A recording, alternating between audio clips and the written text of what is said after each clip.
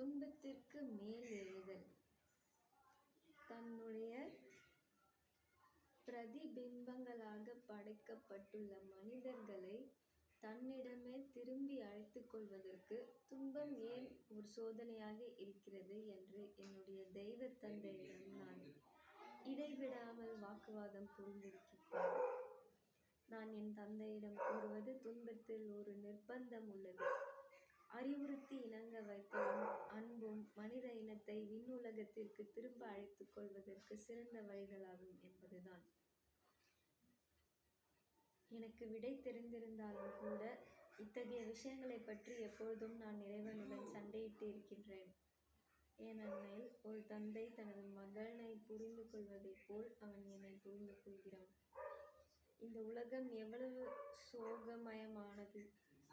இது ஒரு நிச்சயமற்ற இடமாக இருக்கிறது. ஆனால் உங்களுக்கு என்ன நேர்ந்திருந்தாலும் சரி, நீங்கள் உங்களை தெய்வ தந்தையின் திருப்பாதங்களில் ஒப்படைத்துவிட்டு அவனது கருணையை நாடினால் அவன் உங்களை மேலே தூக்கிவிட்டு இந்த வாழ்க்கை ஒரு கனவு மட்டுமே என்பதை உங்களுக்கு காண்பிப்பான். உங்களுக்கு ஒரு சிறிய கதையை கூறுகின்றேன். ஒரு அரசன் உறக்கத்தில் ஆழ்ந்து தான் ஏழையாய் இருப்பதாக கனவு கண்டான். அவன் தனது உறக்கத்தில் சிறிது உணவை வாங்குவதற்கான வெறும் ஒரு சிறு நாணயத்திற்கான கதறிக் கொண்டிருந்தான். இறுதியில் அரசி அவனை எழுப்பி, உங்களுக்கு என்ன ஆயிற்று? உங்கள் கருவூலம் தங்கத்தால் நிறைந்துள்ளது. ஆனால் நீங்கள் ஒரு சிறு நாணயத்திற்காக அழுது கொண்டிருக்கிறீர்களே என்று கூறினாள். அப்பொழுது அரசன், என்ன மடத்தனம்! நான் என்னை ஒரு பிச்சைக்காரன் என எண்ணி அந்த நாணயம் இல்லாமையால் பட்டினி கிடந்திருந்தேனோ என்று கூறினான்.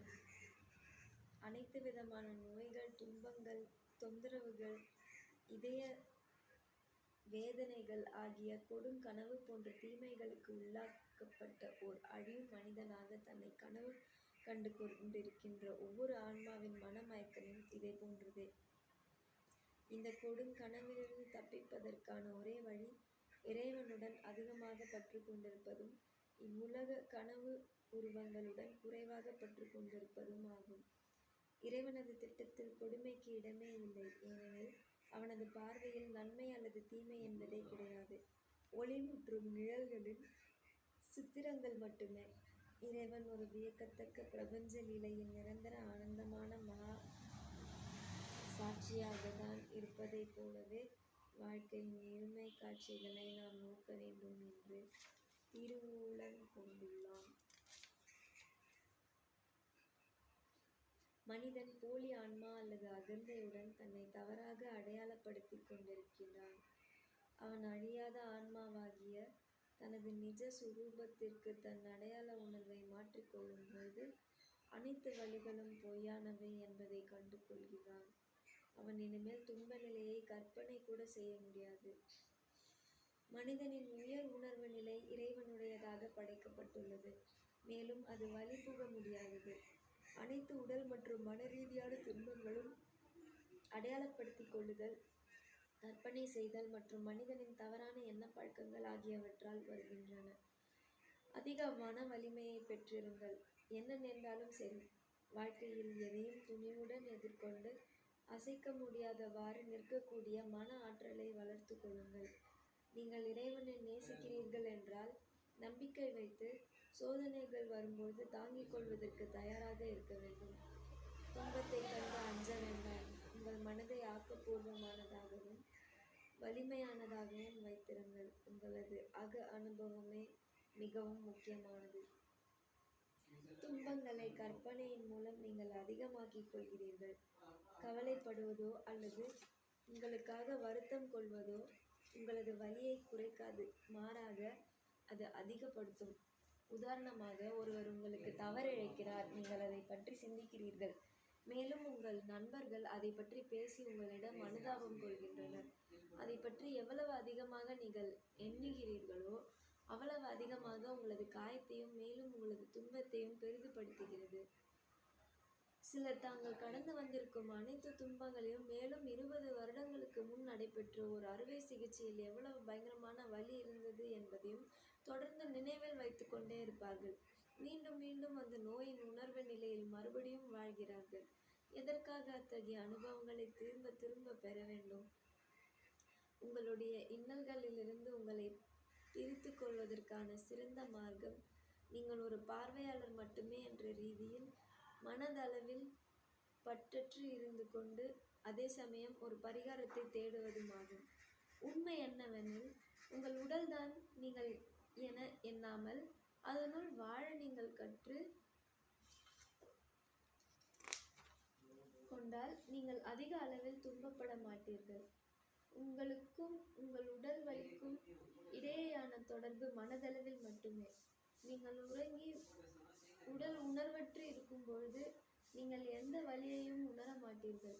அதே போல ஒரு வைத்தியரோ அல்லது ஒரு பல் மருத்துவரோ உங்களுக்கு மயக்க மருந்து கொடுத்து உங்கள் உடலில் அறுவை சிகிச்சை செய்யும்போது நீங்கள் எந்த வலியையும் உணர மாட்டீர்கள். மனம் உணர்ச்சியிலிருந்து துண்டிக்கப்பட்டு விடுகிறது. உங்கள் உடலை பேணுங்கள், ஆனால் அதற்கு மேலாக இருங்கள்.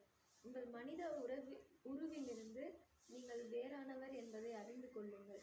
நீங்கள் மனதிற்கும் உடலிற்கும் இடையே ஒரு மிகப்பெரிய மனத்தடையை எழுப்புங்கள். நான் உடலில் இருந்து வேறானவன். வெப்பமோ குளிரோ அல்லது நோயோ என்னை தொட முடியாது. நான் விடுதலை பெற்றவன் என்று சங்கல்பித்துக் கொள்ளுங்கள். உங்களது வரையறைகள் மேன்மேலும் குறைந்து கொண்டே வரும். வலிகளுக்கு எதிரான மிக சிறந்த மயக்க மருந்து உங்களது மனோசக்தியே. உங்கள் மனம் வலியை ஏற்றுக்கொள்ள மறுத்தால் வலி பெருமளவில் குறைக்கப்பட்டுவிடும்.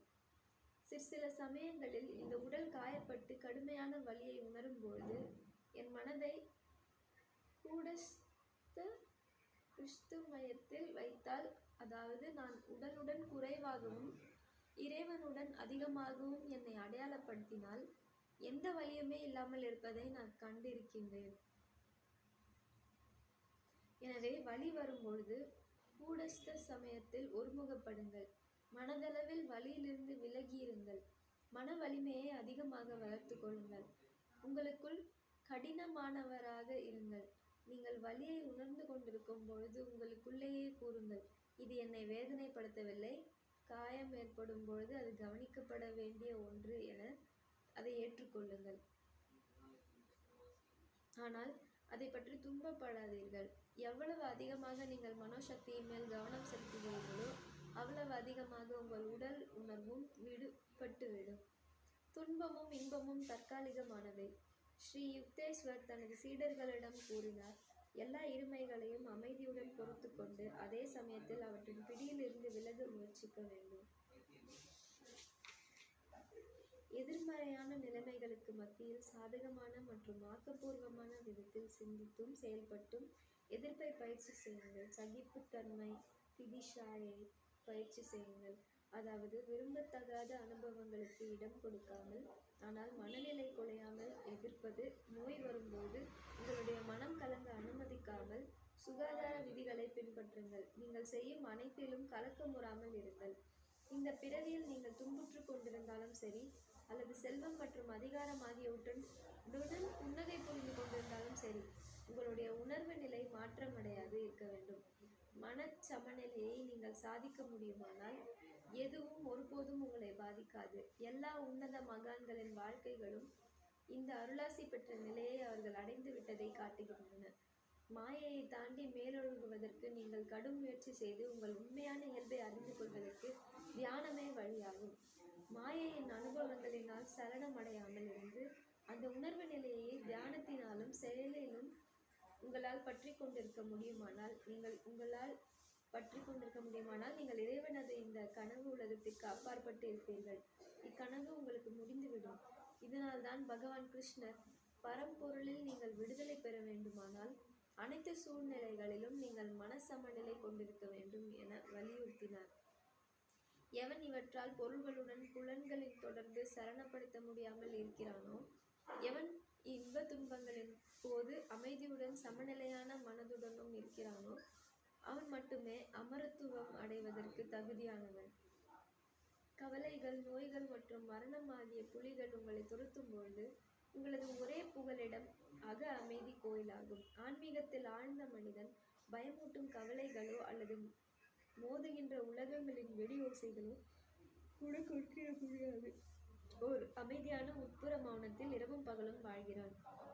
மனமானது உணர்வு கிளர்ச்சி அல்லது மனச்சித்திரவதை ஆகியவற்றிலிருந்து விலகி இறைவனின் அமைதியாலும் ஆனந்தத்திலும் நங்கூரமிட்டிருந்தால் அவை உங்களை பாதிக்காது. இறைவனது குணப்படுத்தும் ஆற்றல். நமது தேவைகளை பூர்த்தி செய்து கொள்ள நமக்கு 2 வழிகள் உள்ளன. ஒன்று லோகாயதமானது. உதாரணமாக, நாம் நோய்வாய்ப்படும்போது மருத்துவ சிகிச்சைக்காக ஒரு மருத்துவரிடம் போகலாம். ஆனால் எந்த மனித உதவியும் நமக்கு உதவாமல் போகக்கூடிய ஒரு காலம் வரும். அப்பொழுது நாம் மற்றொரு வழியான ஆன்மீக சக்தியை, அதாவது நம் உடல், மனம் மற்றும் ஆன்மாவை படைத்தவனை நாடுகிறோம். லோகாயத சக்தி வரையறைக்குட்பட்டது, மேலும் அது தோல்வியுறும் பொழுது நாம் வரையறையற்ற இறை சக்திக்கு திரும்புகின்றோம். அதுபோலவே நாம் பணத்தை தேவைகளுக்கும் நம்மால் முடிந்தவரை செய்த பிறகும் நமக்கு பற்றாக்குறை இருந்தால் அந்த மற்றொரு மகாசக்தியை நாடுகின்றோம். இறைவனை அறிந்து கொள்வதுதான் உடல், மனம் மற்றும் ஆன்மீக ரீதியான அனைத்து நோய்களையும் குணப்படுத்துவதற்கான மிகவும் முக்கியமான வழியாகும். ஒளி இருக்கும் இடத்தில் இருள் இருக்க முடியாததைப் போலவே இறைவனின் பரிபூரண இருப்பாகிய ஒளி உடலில் நுழையும் பொழுது நோயாகிய இருள் அதனால் விரட்டி எடுக்கப்படுகிறது. உடல் ரீதியான, மன ரீதியான அல்லது உயிர் சக்தி ரீதியான அனைத்து குணப்படுத்தும் முறைகளுக்கு பின்னாலும் இறைவனது எல்லையற்ற சக்தி வேலை செய்து கொண்டிருக்கிறது. இந்த உண்மை ஒருபொழுதும் மறக்கப்படக்கூடாது. ஏனெனில் ஒருவர் இறைவன் மீது அல்லாமல் குணப்படுத்தும் முறைகளை சார்ந்திருந்தால் அவர் குணப்படுத்தும் ஆற்றலின் தடையற்ற பாய்ச்சலை தானாகவே தடுத்து கட்டுப்படுத்தி விடுகிறார். உங்கள் கடமையானது உங்கள் தேவையை இறைவனது கவனத்திற்கு கொண்டு வருவதும் உங்களது இந்த விருப்பத்தை கனிய வைக்க இறைவனுக்கு உதவும் உங்கள் பங்கை ஆற்றுவதும் தான். உதாரணமாக, நாட்பட்ட வியாதிகள் விஷயத்தில் குணமாக்குதலை மேம்படுத்துவதற்கு உங்களால் முடிந்தவரை சிறப்பாக செய்யுங்கள். ஆனால் முடிவாக இறைவன் மட்டும்தான் உதவ முடியும் என்பதை மனதில் கொள்ளுங்கள். இறைவனின் குழந்தையாக இருப்பதினால் தான் நோயால் பாதிக்கப்பட முடியாது என்ற அவனுடைய வலுவான எண்ணத்தில்தான் மனிதனின் பாதுகாப்பிற்கு அளவற்ற ஆதாரம் உள்ளது. நோய்க்கான காரணங்களை அகற்ற உங்களால் முடிந்தவரை மிக சிறந்த முயற்சி செய்த பின்னர் முற்றிலும் பயமின்றி இருங்கள். எல்லா இடங்களிலும் எவ்வளவோ கிருமிகள் உள்ளன. அவற்றிற்கு நீங்கள் பயப்பட ஆரம்பித்தால் உங்களால் வாழ்க்கையை அனுபவிக்கவே முடியாது. அச்சமின்றி இருங்கள். அகத்தே புன்னகைத்த வண்ணம், ஆழ்ந்த ஆனந்த துடிப்புடனும், எப்பொழுதும் செயல்புரிய தயாராகவும், மற்றவர்களுக்கு உதவுவதற்காக ஆன்மீக பேராவலுடனும் இருங்கள். இத்தகைய மனோபாவங்கள் மனதிற்கு நல்ல பயிற்சிகளாக இருப்பது மட்டுமன்றி நமது உடலுக்கு கூட இடைவிடாமல் புத்தமுதிய பிரபஞ்ச சக்தியை அளிக்க வல்லதாய் உள்ளன. தனக்குள்ளேயே ஆனந்தத்தை காணும் ஒருவன் தன் உடல் உணர்விலிருந்து அல்லாமல் இறைவனிடமிருந்து பெறப்படும் மின்சார ஓட்டமாகிய உயிர் சக்தியினால் சக்தியூட்டப்படுவதை காண்கிறான். நீங்கள் சிரிக்க முடியாது என உங்களுக்கு தோன்றினால் ஒரு கண்ணாடி முன்னாடி நின்று உங்கள் விரல்களால் உங்கள் வாயை ஈர்த்து புன்சிரிப்பாக மாற்றுங்கள். அது அவ்வளவு முக்கியமானது. ஒருவர் உள்ளூர ஆனந்தத்துடன் இருந்தால் அவர் இறைவனின் வற்றாத சக்தியின் உதவியை வரவழைக்கின்றார். நான் ஒரு உண்மையான ஆனந்தத்தை குறிப்பிடுகிறேன். நீங்கள் உங்களுக்குள்ளே உணராமல் வெளியே பாசாங்கு காட்டுவதை அல்ல. உங்களுடைய மகிழ்ச்சி உண்மையாக இருக்கும் பொழுது நீங்கள் ஒரு புன்னகை லட்சாதிபதி. ஒரு உண்மையான புன்முறுவல் பிரபஞ்ச ஓட்டமான பிராணனை ஒவ்வொரு உடல் செல்லுக்கும் அனுப்புகிறது. மகிழ்ச்சியான மனிதன் வெகு குறைவாகவே நோய்வாய்ப்படுகின்றான். ஏனெனில் மகிழ்ச்சி பிரபஞ்ச உயிர் சக்தி உடலுக்குள் அதிக அளவு வருவதை உண்மையில் ஈர்க்கிறது. மனமாகிய பெட்டகத்தில் பந்தங்களின் அனைத்து சங்கிலிகளும் கூடவே விடுதலைக்கான திறவுகோல்களும் கிடைக்கின்றன. மனோசக்தி இறைவனின் தவறாத சக்தியை கொண்டுள்ளது. உங்கள் உடலில் உங்களுக்கு வேண்டியது அச்சக்திதான். அச்சக்தியை கொண்டு வர ஒரு வழி உள்ளது. அதுதான் தியானத்தின் மூலம் இறைவனுடன் ஒன்றுதல். நீங்கள் இறைவனுடன் கொண்ட தொடர்பு முழுமையாக இருக்குமேயானால் நலம் நிரந்தரம். சங்கல்பம் மற்றும் பிரார்த்தனையின் ஆற்றல். கடந்த காலத்தில் உங்கள் பிரார்த்தனைகளுக்கு பதில் கிடைக்கவில்லை என நீங்கள் ஏமாற்றம் அடைந்திருக்கலாம். ஆனாலும் நம்பிக்கையை இழக்காதீர்கள். இறைவன் உணர்ச்சியற்ற ஊமை அல்ல.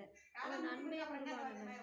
அவனுடன் தொடர்பு கொள்வதற்காக நீங்கள் எவ்வாறு தானம் செய்ய வேண்டும் என்று தெரிந்து கொண்டால் உங்களுடைய அன்பான வேண்டுகோள்களுக்கு அவன் மறுமொழி கூறுவான். நமது தேவைகளின் தன்மைக்கேற்ப எவ்வாறு மற்றும் எப்பொழுது பிரார்த்திக்க வேண்டும் என மிக சரியாக தெரிந்து கொள்வதே வேண்டிய பலன்களை வரவைக்கும். சரியான வழிமுறை செயல்படுத்தப்படும் பொழுது அது இறைவனின் தக்க விதிகளை இயக்கச் செய்கிறது. அத்தகைய விதிகளின் இயக்கம் விஞ்ஞான முறைப்படி பலன்களை பெற்றுள்ளது. பிரார்த்தனையின் முதல் நியதி நியாயமான விருப்பங்களுடன் மட்டும் இறைவனை அணுகுவதுதான். இரண்டாவதாக, அவை நிறைவேறுவதற்காக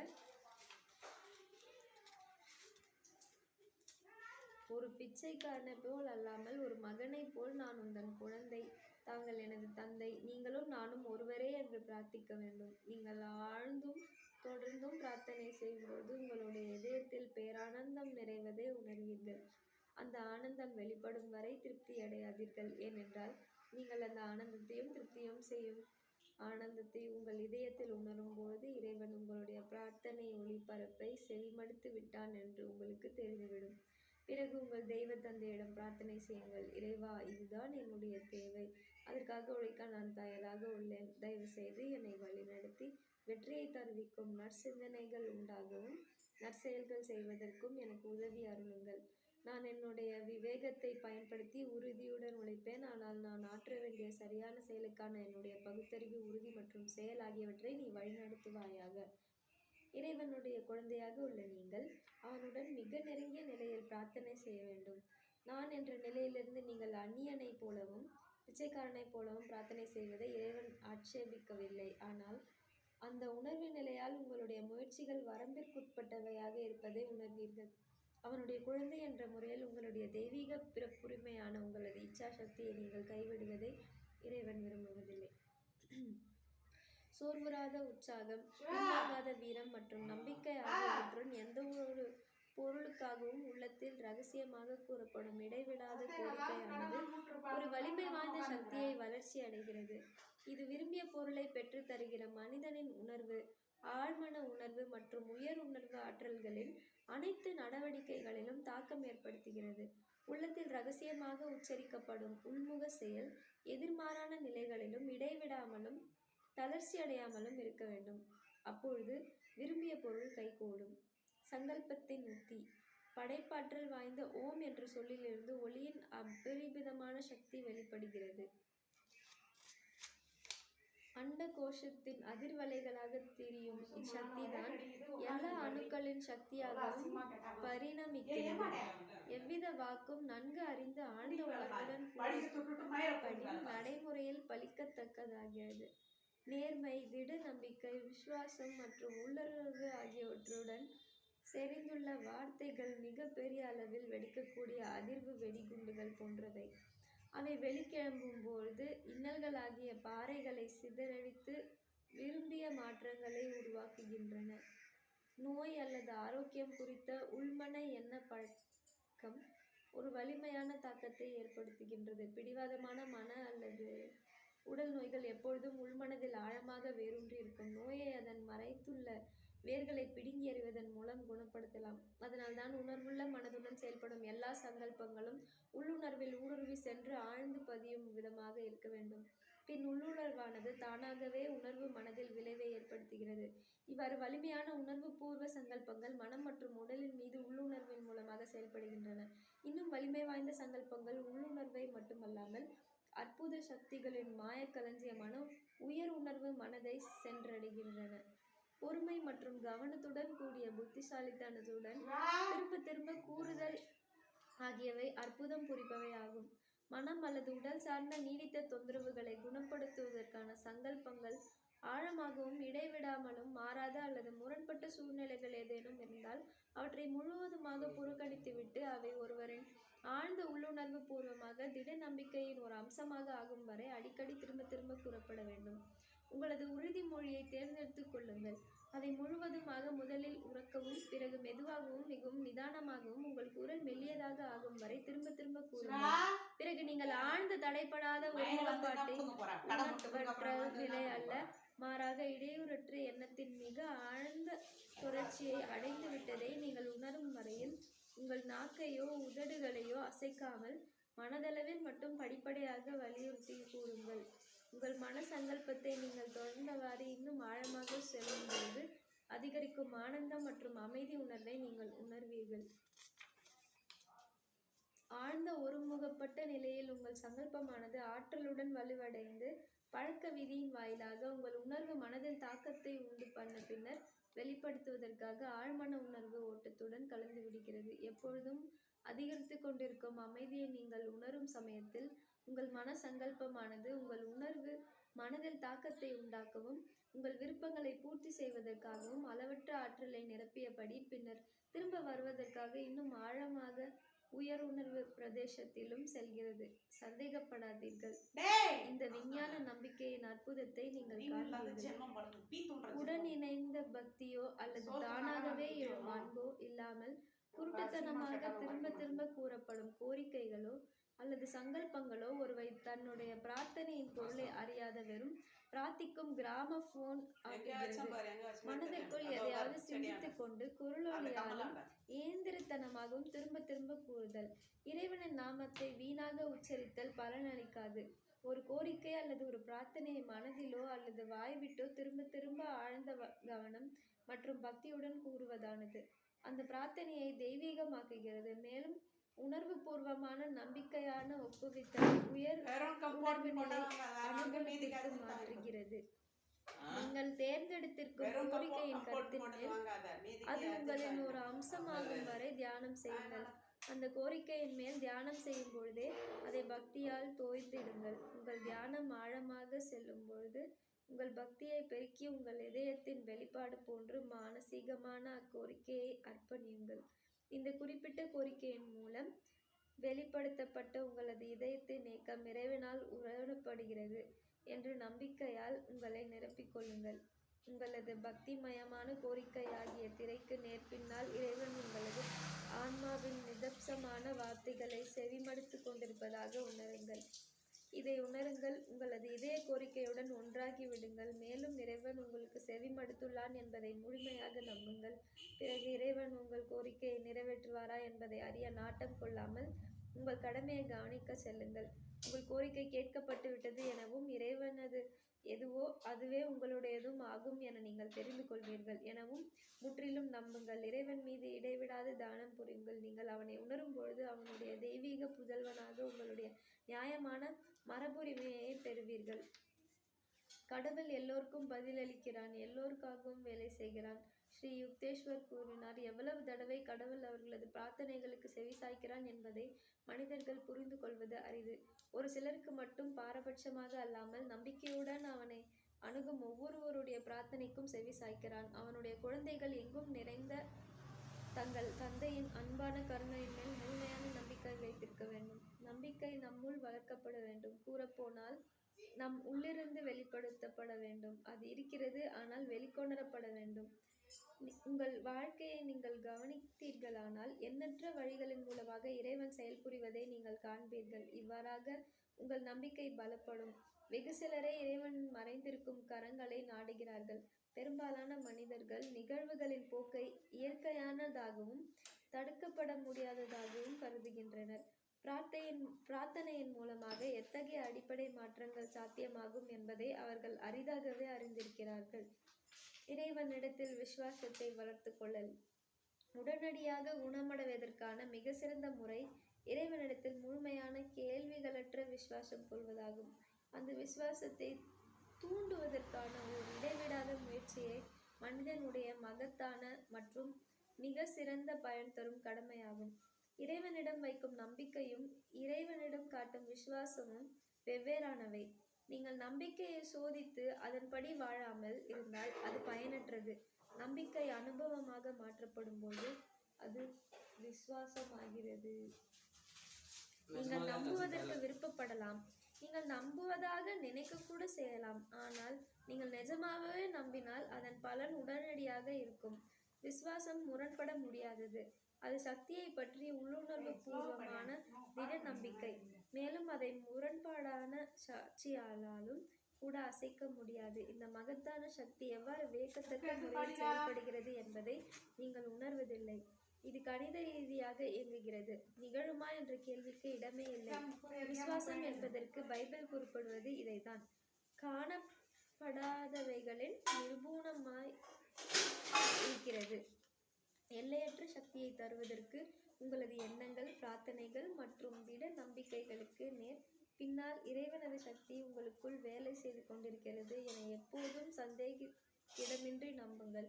உங்களுக்குள் ஒவ்வொன்றிலும் அவனது செயல்பாட்டை ஒப்புக்கொள்ளுங்கள். அதனால் எப்பொழுதும் உங்களுடன் அவனை பெற்றிருப்பீர்கள். இடைவிடாத பிரார்த்தனையினாலும் தொடர்ந்த நம்பிக்கையினாலும் அந்த மாபெரும் சக்தியை எழுப்ப முடியும். நீங்கள் சரியான முறையில் உணவு உட்கொண்டு உடலுக்கு தேவையானதை செய்து கொண்டிருக்கிறீர்கள். ஆனால் இடைவிடாது அவனிடம் பிரார்த்தனை செய்யுங்கள். இறைவா, நீதான் என்னை குணப்படுத்த முடியும். ஏனெனில் வைத்தியர்கள் மருந்துகளினால் எட்ட முடியாத ஜீவ அணுக்களையும் உடலின் சூட்சமான நிலைகளையும் நீதான் கட்டுப்படுத்துவாய். மகிழ்ச்சி நிறைந்த குரலில் லாஹிரி மகாசயர் கூறினார். அந்த சர்வ வல்லமையுள்ள பரமாத்மாவினால் மருத்துவர் இருந்தாலும் அல்லது இல்லாவிட்டாலும் எவரையும் குணப்படுத்த முடியும் என்பதை எப்பொழுதும் அறிந்து கொள். இது இறைவனது உலகம். அவன் உங்களை இங்கிருந்து எடுத்துக்கொள்கிறான். அவனே உங்களை இங்கே வைத்திருக்கிறான். மருத்துவர் நான் உங்களை குணப்படுத்துவேன் என்று கூறும்பொழுது இறைவன் உங்களை எடுத்துக்கொள்ள தீர்மானித்தால் நீங்கள் சென்று விடுவீர்கள். எனவே உங்களது வாழ்க்கையை அவனுக்காக வாழுங்கள். ஒரு நோயுற்ற மனிதன் தனது நோயை போக்கிக் கொள்வதற்கு மனப்பூர்வமாக முயற்சி செய்ய வேண்டும். பின் மருத்துவர்களே கூட நம்பிக்கையில்லை என்று அறிவித்தாலும் அவன் மிகுந்த மன அமைதியுடன் இருக்க வேண்டும். ஏனெனில் பயமானது சர்வசக்தி படைத்த கருணாமயமான இறை இருப்பின் மீதுள்ள விசுவாசத்தின் கண்களை மூடிவிடுகிறது. பரபரப்பான கவலையில் மூழ்குவதற்கு பதிலாக சங்கல்பித்துக் கொள்ள வேண்டும். நான் உனது அன்பான கவனிப்பு எனும் கோட்டையினுள் என்றும் பத்திரமாக இருக்கிறேன். பயமற்ற பக்தன் குணப்படுத்த முடியாத நோய்க்கு ஆளாகி மாற நேரும் பொழுது இறைவன் மீது கவனத்தை செலுத்தி உடல் சிறையிலிருந்து விடுதலையடைந்து சூட்சம உலகத்தில் ஒளி பொருந்திய மறுமை வாழ்விற்கு செல்ல தயாராகிறான். இதன் மூலம் அவனது அடுத்த பிறவியில் மிக உயர்ந்த முக்தி என்னும் லட்சியத்திற்கு மிக அருகில் அவன் முன்னேறுகிறான். அனைத்து மனிதர்களும் ஒவ்வொரு வெளிப்புற பேரிடரையும் ஆன்ம உயர்வு நிலை வெல்ல முடியும் என்று உணர்ந்து கொள்வதை இலக்காக கொள்ள வேண்டும். ஆன்மீக சக்தி படைத்தவர்களுக்கு மரணம் கூட ஒன்றுமே இல்லை. ஒரு தடவை நான் இறந்து கொண்டிருப்பதாக கனவு கண்டேன். இருந்த போதிலும் நான் அவனிடம் வேண்டிக் கொண்டிருந்தேன். இறைவா, பரவாயில்லை, எதுவும் உன் திருவுள்ளமே. பிறகு அவன் என்னை தொட்டான். நான் உண்மையை உணர்ந்தேன். நான் எப்படி இறக்க முடியும்? அலையால் இறக்க முடியாது. அது பெரும் கடலுள் மீண்டும் மூழ்கி மறுபடியும் முன்னால் வருகிறது. அலை எப்பொழுதும் இறப்பதில்லை. நானும் என்றும் இறக்க முடியாது. ஒரு பெரும் சோதனை காலத்தின் பொழுது பரமஹம்ச யோகானந்தர் ஏகாந்தமாக இருக்கவும் பிரார்த்தனை செய்யவும் பாலைவனத்தில் தனிமையை நாடி சென்றார். ஒரு இரவு ஆழ்ந்த தியானத்தை கொண்டிருக்கும் பொழுது அவர் இறைவனிடமிருந்து அந்த அழகான பதிலை பெற்றார். வாழ்வின் நடனமோ அல்லது சாவின் நடனமோ, என்னிடமிருந்தே இவை எழுவதை அறிந்து மகிழ்வாய். என்னை பெற்றிருப்பதை விட வேறு என்ன வேண்டும் உனக்கு? புனிதமான ஆன்மாக்களின் எடுத்துக்காட்டாக திகழும் வாழ்க்கைகள் மற்றவர்களுக்கு வலிமையும் உள்ளெழுச்சியும் கொடுக்கும் வற்றாத ஆதாரங்களாகும்.